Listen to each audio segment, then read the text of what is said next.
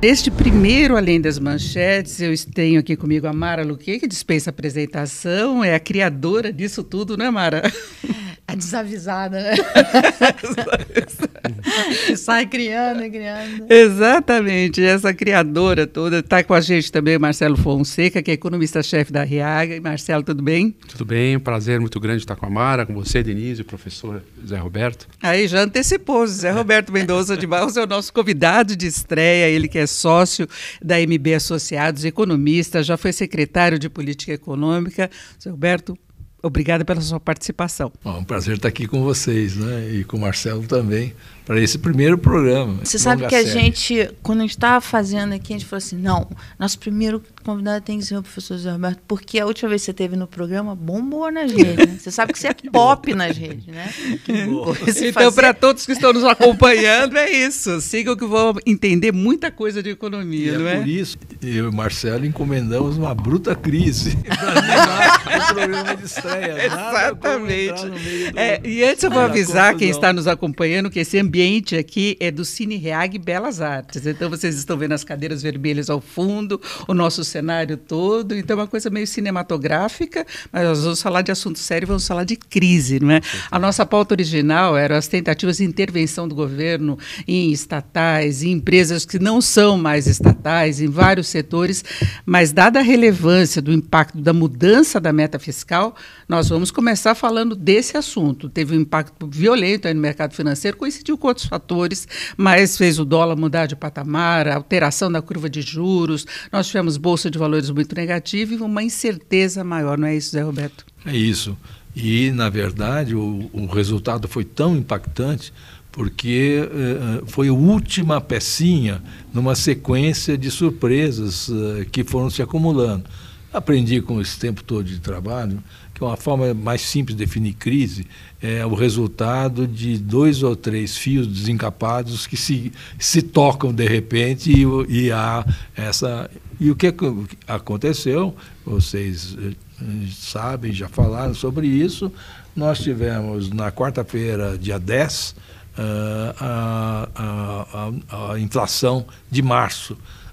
E a inflação de março nos Estados Unidos foi horrível, o número foi o pior possível, né, porque consagrou uma certa volta na tendência declinante da inflação. Né, e os mercados e o Fed que esperavam baixar juros logo tomaram um choque, e esse foi o primeiro cuja reação foi abrir o juro lá fora e o dólar se valorizar frente a todas as moedas, inclusive o real. Aí no sábado à noite, uma surpresa jamais ocorrida, o Irã atacar diretamente Israel. É um negócio meio diferente, porque ele avisou antes, enfim, tem uma mensagem, mas o fato é que a insegurança por conta da guerra subiu. Na segunda-feira, quando os mercados abrem, aqui no Brasil já, isso tudo foi incorporado aos preços e aí o dólar começou a abrir, os juros futuros mais longos e curtos começaram a abrir. Quando chega de tarde, a bomba final. A surpresa de que houve a manutenção da meta desse ano, mas se postergou o alcance das metas nos outros anos. Apresentação na Câmara, né? Foi já de tarde. De né? tarde, quando o governo apresenta o PLDO. Exatamente. Mas começou a vazar antes. Agora, Zé Roberto, não chama atenção essa história, porque o mercado, desde que foi lançado o arcabouço fiscal, desconfiava que não ia dar para zerar o déficit esse ano, né? O governo estreou com aquela PEC de transição, já ampliando gastos, vieram uma série de programas, reajuste real do salário mínimo.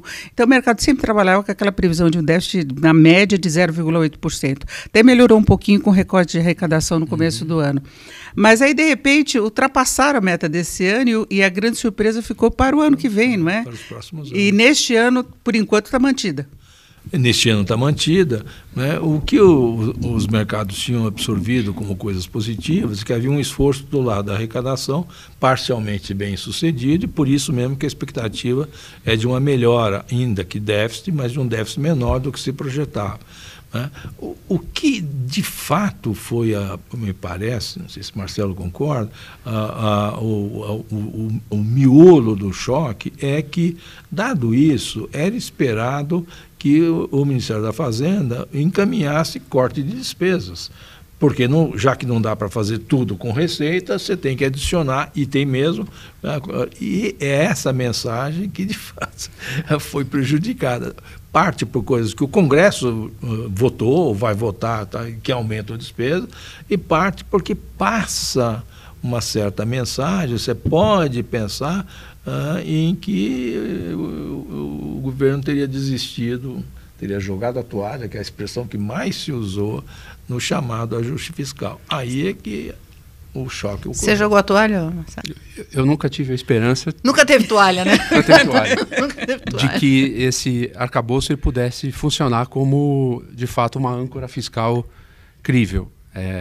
Acho que a Denise e o professor colocaram muito bem a questão, o tamanho do movimento que aconteceu nesses dias, ele não se explica, obviamente, por um fator isolado. Obviamente teve uma infeliz coincidência com o momento da economia global e principalmente com a ideia agora de que o Fed vai demorar um pouco mais, o Banco Central americano, né, para iniciar a redução dos juros, que era o grande elemento de complacência, que permitia essa complacência dos agentes econômicos, operadores de mercado com a situação fiscal aqui do país. No momento que você tira essa, vamos chamar assim, essa boia, a realidade ela emergiu.